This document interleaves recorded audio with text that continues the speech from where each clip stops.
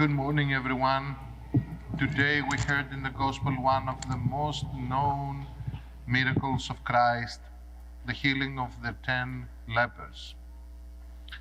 And I want to dwell in some places of this short Gospel reading that we heard today. 10 lepers, and more or less we all know that there were many restrictions for lepers in the ancient society. There were many restrictions for those who suffered from leprosy. Unfortunately, until the first half of the 20th century, for pretty much most of human history. So they could not approach to other people. They were secluded and excluded from the society. So when they saw Christ, they started crying out with a loud voice from afar. That is the one place that I want to stay, and the fathers of the church stay at that place, pointing out that it was leprosy that kept them away from Christ. So if we take that into the metaphorical understanding, then it is our spiritual sickness, it's sin that keeps us away from God and often away from other people as well. But they cried out, they approached to Christ, and that's a great lesson for us, putting our entire hope to Him. And Christ directed them to go and show themselves to the priests. Back then, according to the Mosaic law, the priests could do some medical assessments. It is sad that in 2020, some priests thought that they still have that authority given to them, and that created a number of problems. We all can remember some of those, but back then the priest could make the decision whether someone had been healed from leprosy or not. And on the way to the priests, they were healed. So what brought them healing, besides faith, it was also obedience. Obedience to the given law of Moses. Even Christ was obedient to that law, as he had said before that he came to fulfill that law. Then one of the 9, just one, came back to give thanks to the Lord. And here comes the contrast. Here comes the complaint, if you want, from the Lord. Before, they were all running, and now only one is returning. That's a big contrast. Moreover, Christ made the comment, where are the other 9? There were 10 that they were healed. Where are the other 9? So it is thanksgiving that we owed to God, an appreciation for whatever He had done for us.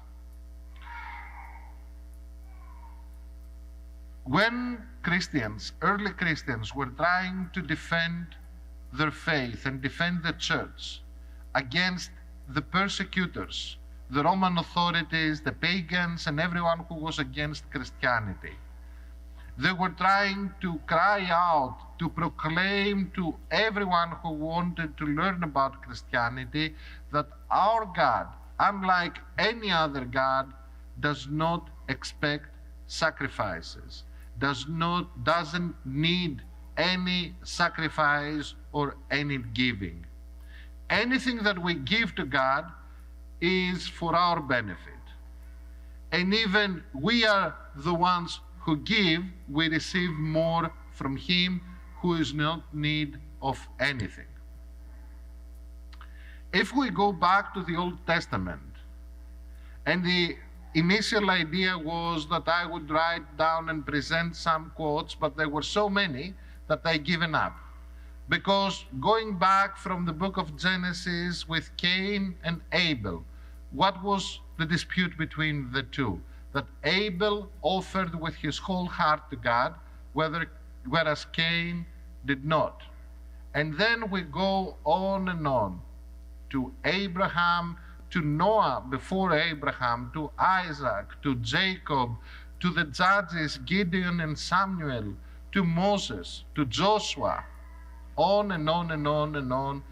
Everyone who received something from God and gave back a sacrifice of thanksgiving and poured out through their heart. And they received more because they did that. So if we take that to modern day and if we apply it to our faith, we do not have the law of Moses these days, but we do have the church. And we receive God's grace through the church. The reading today said, go show yourselves to the priests. Receive the grace through that grace given to them.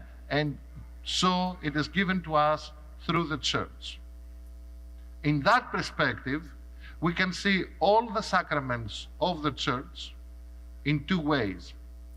The one as receiving the healing, and the other one to participate so that we can give our thanks for the healing and the grace that we have received.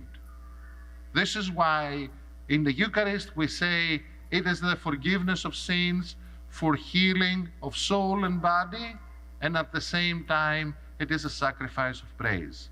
And at the same time it's an acknowledgement that we have received all the benefits and all the gifts from God. And at the same time, it is an act of love. It is an act of love showing that we care for the one who cares for us. A thanksgiving is also owed to God in difficult times, when what we receive from God is not as pleasant. As an old priest used to describe that, God blesses us with both his hands, the right and the left. When he blesses us with the right, we all rejoice. When he blesses us with the left, and we come through tribulations, through difficult times, then we wonder, why? Why me? What did I do wrong? But besides being a father, he is also our doctor, our physician, our healer. And we never get upset with the doctor if he gives us an unpleasant treatment. Unless, of course, he's a pediatrician. Then, yes, it's okay for kids to be, I know that most of kids are not happy with their doctors, but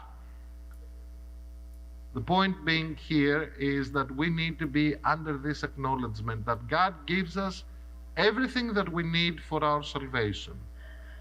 It might be different, and there are different the givings, God's gifts to people, but it all aims for our good and for our benefit. As hard and as difficult this is to realize in difficult times. So may the Lord, through the intercessions of two great saints that celebrate today, St. Athanasius and St.